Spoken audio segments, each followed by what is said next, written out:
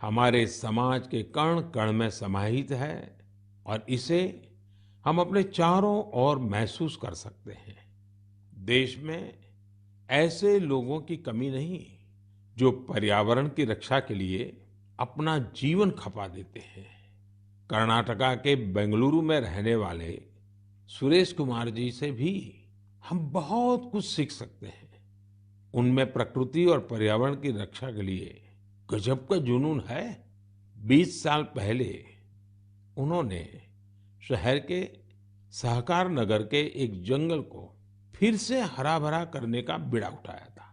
ये काम मुश्किलों से भरा था, लेकिन 20 साल पहले लगाए गए वो पौधे आज 40-40 फीट ऊंचे विशालकाय पेड़ बन चुके हैं। अब इनकी सुंदरता हर किसी का मन मोह लेती है। इससे वहां रहने वाले लोगों को भी बड़े गर्व की अनुभूति होती है। सुरेश कुमार जी और एक अद्भुत काम भी करते हैं। उन्होंने कन्नड़ा भाषा और संस्कृति को बढ़ावा देने के लिए सहकार नगर में एक बस शेल्टर भी बनाया है। वो सैकड़ों लोगों को कन्नड़ा में लिखी ब्रास प्लेट्स भी भेंट कर चुके हैं। इकोलॉजी और कल्चर दोनों साथ साथ आगे बढ़े और फले फूले। सोचिए, ये कितनी बड़ी बात है। साथियों, आज इको फ्रेंडली लिविंग और इको फ्रेंडली प्रोडक्ट्स को लेकर लोगों में पहले से कहीं अधिक जागरूकता दिख रही है। मुझे तमिलनाडु के एक ऐसे ही दिलचस्प प्रयास के बारे में भी जानने का मौका मिला। ये शानदार प्रयास कोयम्बटूर के अनाईकट्टी में आदिवासी महिलाओं की एक टीम का है। इन महिलाओं ने निर्यात के लिए 10,000 eco friendly terracotta tea cups का निर्माण किया। कमाल की बात तो ये है कि टेराकोटा टी कप्स बनाने की पूरी जिम्मेदारी इन महिलाओं ने खुद ही उठाई। क्ले मिक्सिंग से लेकर फाइनल पैकेजिंग तक सारे काम स्वयं किए। इसके लिए इन्होंने प्रशिक्षण भी लिया था। इस अद्भुत प्रयास की जितनी भी प्रशंसा की जाए कम है। साथियों, त्रिपुरा के कुछ गांवों ने भी बड़ी अच्छी सीख दी है। आप लोगों ने बायो विलेज तो जरूर सुना होगा, लेकिन त्रिपुरा के कुछ गांव बायो विलेज 2 की सीढ़ी चढ़ गए हैं। बायो विलेज 2 में इस बात पर जोर होता है कि प्राकृतिक आपदाओं से होने वाले नुकसान को कैसे कम से कम किया जाए। इसमें विभिन्न उपायों से लोगों के जीवन स्तर को बेहतर बनाने पर पूरा ध्यान दिया जाता है। Solar energy, biogas, beekeeping और बायो फर्टिलाइजर, इन सब पर पूरा फोकस रहता है। कुल मिलाकर अगर देखें तो जलवायु परिवर्तन के खिलाफ अभियान को बायो विलेज 2 बहुत मजबूती देने वाला है। मैं देश के अलग अलग हिस्सों में पर्यावरण संरक्षण को लेकर बढ़ रहे उत्साह को देखकर बहुत ही खुश हूं। कुछ दिन पहले ही भारत में पर्यावरण की रक्षा के लिए समर्पित मिशन लाइफ को भी लॉन्च किया गया है। मिशन लाइफ का सीधा सिद्धांत है ऐसी जीवन शैली, ऐसी लाइफस्टाइल को बढ़ावा जो पर्यावरण को नुकसान न पहुंचाए। कितना कुछ है जो हम धरती आबा बिरसा मुंडा से सीख सकते हैं। साथियों, जब धरती आबा बिरसा मुंडा की बात आती है, छोटे से उनके जीवन काल की तरफ नजर करते हैं, आज भी हम उसमें से बहुत कुछ सीख सकते हैं। और धरती आबा ने तो कहा था, ये धरती हमारी है, हम इसके रक्षक हैं। उनके इस वाक्य में मातृभूमि के लिए कर्तव्य भावना भी है और पर्यावरण के लिए हमारे कर्तव्यों का एहसास भी है।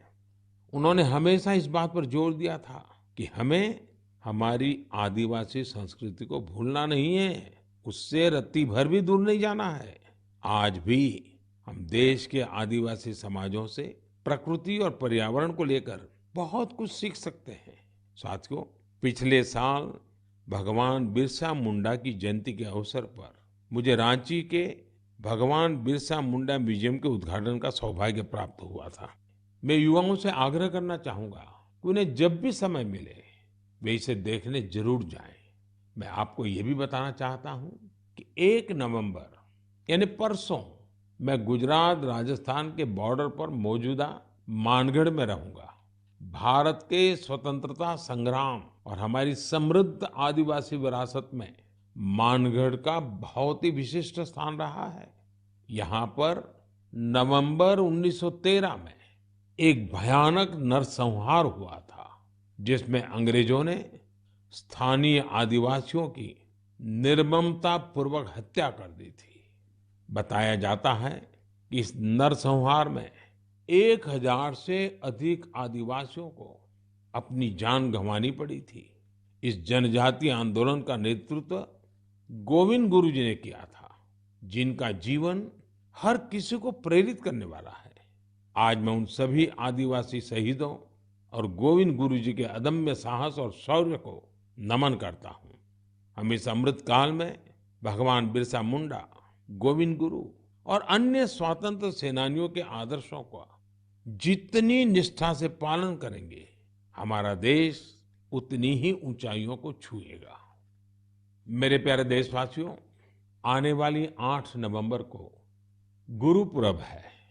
गुरु नानक जी का प्रकाश पर्व जितना हमारी आस्था के लिए महत्वपूर्ण है, उतना ही हमें इससे सीखने को भी मिलता है। गुरु नानक देव जी ने अपने पूरे जीवन मानवता के लिए प्रकाश फैलाया। पिछले कुछ वर्षों में देश ने गुरुओं के प्रकाश को जन जन तक पहुंचाने के लिए अनेकों प्रयास किए हैं। हमें गुरु नानक देव जी का 550वां प्रकाश पर्व देश और विदेश में व्यापक स्तर पर मनाने का सौभाग्य मिला था। दशकों के इंतजार के बाद करतारपुर साहिब कॉरिडोर का निर्माण होना भी उतना ही सुखद है। कुछ दिन पहले ही मुझे हेमकुंड साहिब के लिए रोपवे के शिलान्यास का भी सौभाग्य मिला है। हमें हमारे गुरुओं के विचारों से लगातार सीखना है, उनके लिए समर्पित रहना है। इसी दिन कार्तिक पूर्णिमा का भी है। इस दिन हम तीर्थों में, नदियों में स्नान करते हैं, सेवा और दान करते हैं। मैं आप सभी को इन पर्वों की हार्दिक बधाई देता हूं। आने वाले दिनों में कई राज्य अपने राज्य दिवस भी मनाएंगे। आंध्र प्रदेश अपना स्थापना दिवस मनाएगा, केरला पिरावी मनाया जाएगा, कर्नाटका राज्योत्सव मनाया जाएगा। इसी तरह मध्य प्रदेश, छत्तीसगढ़ और हरियाणा भी अपने राज्य दिवस मनाएंगे। मैं इन सभी राज्यों के लोगों को शुभकामनाएं देता हूं। हमारे सभी राज्यों में एक दूसरे से सीखने की, सहयोग करने की और मिलकर काम करने की स्पिरिट जितनी मजबूत होगी, देश उतना ही आगे जाएगा। मुझे विश्वास है हम इसी भावना से आगे बढ़ेंगे। आप सब अपना ख्याल रखिए, स्वस्थ रहिए। मन की बात की अगली मुलाकात तक के लिए मुझे आज्ञा दीजिए। नमस्कार, धन्यवाद।